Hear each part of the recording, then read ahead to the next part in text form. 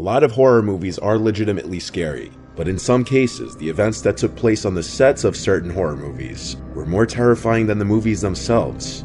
A number of horrifying incidents have taken place on the sets of some of the most successful horror movies of all time, before, during, or shortly after filming.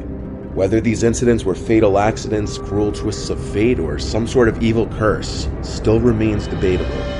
Perhaps a good place to start would be the Amityville Horror House, whose events may start to seem even scarier when you learn that horrors also took place on the sets for both the 1979 movie and the 2005 remake. The first Amityville movie starred James Brolin, who wasn't originally eager to take on the role, but eventually he accepted it because of something strange that happened. While reading the script one morning and getting to a scary section of the story, a pair of the actor's pants suddenly fell off a hanger, causing him to literally jump out of his chair in fright.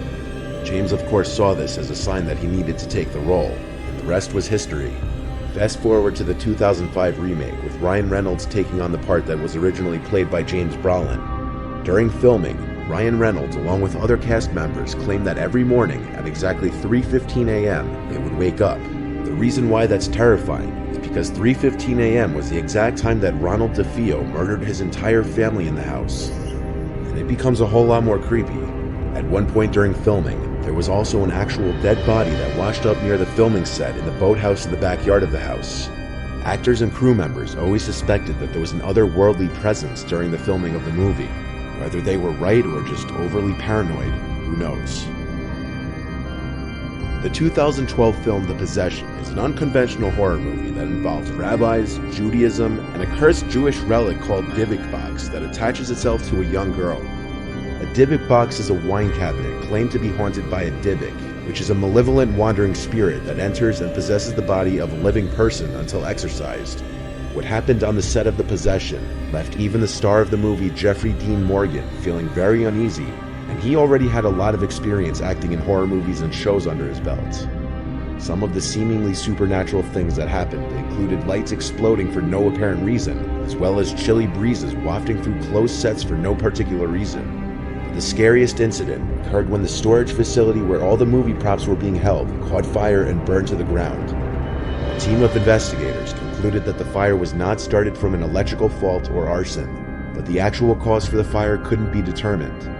The Dybbuk box used in the movie, which played an important role in the movie, was destroyed in the fire, and the cast and crew later refused to allow the movie's producers to replace the Dybbuk box for fear that it was cursed.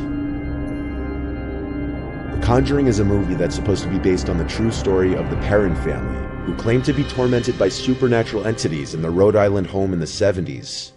While several of the family members spent time on the set during filming, the mother refused to go anywhere near it, as she was convinced that several unexplained events that plagued the filming of this movie on set were proof that the spirits hadn't finished with them yet. For instance, when members of the Perron family were visiting, a furious gust of wind suddenly rose and seemed to swirl around them. However, nobody could see any movement in any of the trees just opposite them, movement you'd expect to see from any normal gust of wind. Just a couple days later, the hotel that the actors and movie crew were staying in caught fire and everyone had to be evacuated. And it doesn't end there. James Wan, the movie's director, recalls working late in his office one evening when his dog started growling at something. He would get up to investigate, but he couldn't find anything that would be antagonizing the dog. However, the dog had his sights on something across the room. It seemed he had focused on an unseen entity in one corner of the room. James took a break from working after this, having been legitimately freaked out. Vera Farmiga, who played the role of a paranormal investigator in the film, refused to take the script home with her, as she said it made her feel uneasy.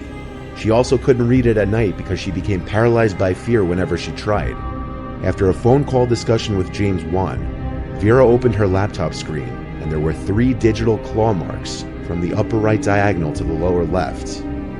This wasn't the last time it happened though. Her next experience came a few months later, literally on the day that she completed work on The Conjuring. She returned home to upstate New York, and when she woke up the next day, she discovered what she describes as 3 claw mark bruises across her thigh.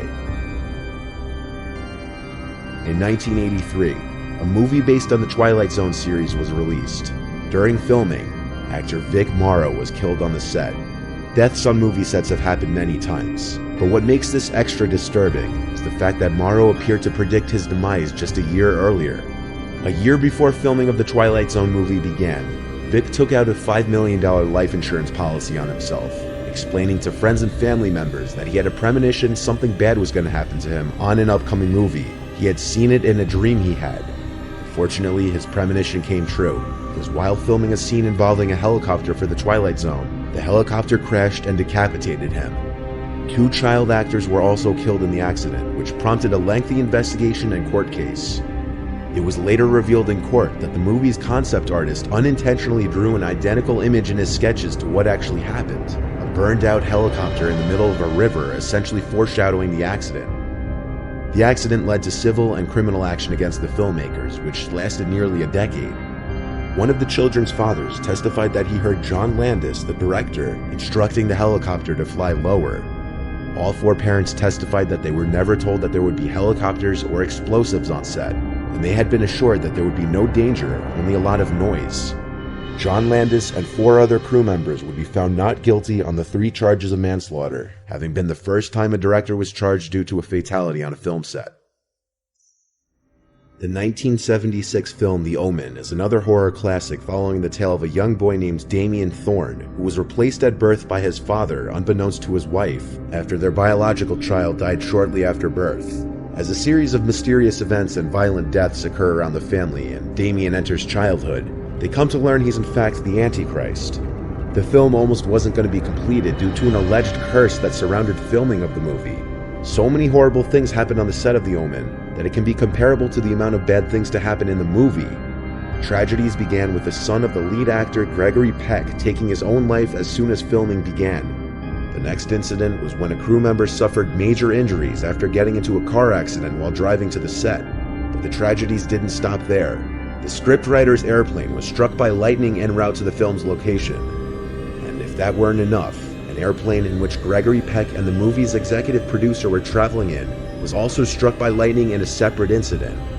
Harvey Bernhard, the producer, was on location in Rome when he was almost hit by a bolt of lightning himself.